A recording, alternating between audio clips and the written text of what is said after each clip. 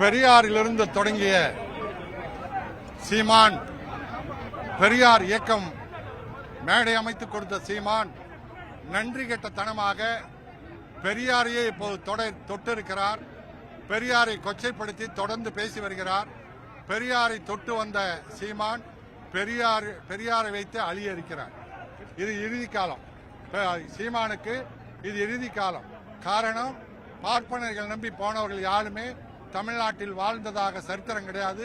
சங்கிகளை ஆதரித்தவர்கள் யாருமே தமிழ்நாட்டில் நின்ற வரலாறு கிடையாது. ஆகவே சீமானுக்கு இது இறுதி காலம். சீமானுக்கு ஒன்றே இந்த நேரத்தில் நன்றியை தெரிவித்துக் கொள்கிறோம். ஏன்னா இந்த 140 வருஷம் ஆச்சு பெரியாருக்கு வயசு, இறந்து 45 வருஷம் ஆச்சு.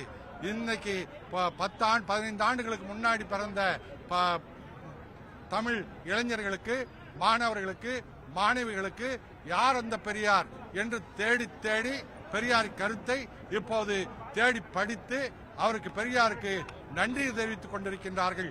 அதற்கு இப்போது கடந்த காலங்களில் செய்த வேலையை இப்போது சீமான் செய்திருக்கிறார்.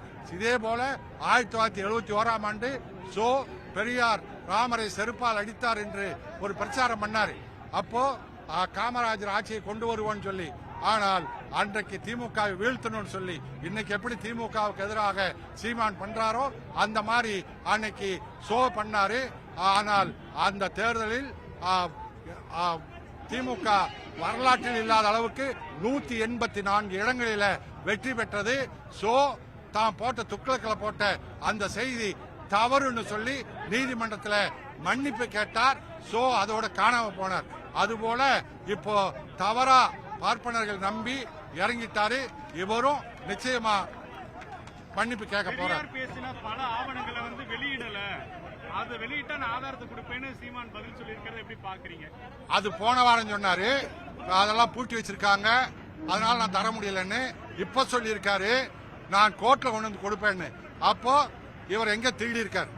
பூட்டி வச்சிருக்கிற இடத்துல திருடி இருக்காரு. இப்ப இன்னொரு கேஸ் அவர் மேல கொடுக்கணும். ஆவணத்தை திருடினார்னு அந்த கேஸ் அடுத்து வரும். ஆனா உண்மை அல்ல. கோர்ட்ல எல்லாம் அவர் வருவார். கோர்ட்ல வேற வழக்குகள வருவார். ஆனா அதெல்லாம் தரப்போறது இல்லை. இந்த போராட்டம் அடுத்த கட்டமா எப்படி நிச்சயமா தொடரும். அடுத்தது ஈரோட்ல அவர் டெபாசிட் கழட்டுறது தான் எங்க வேலை.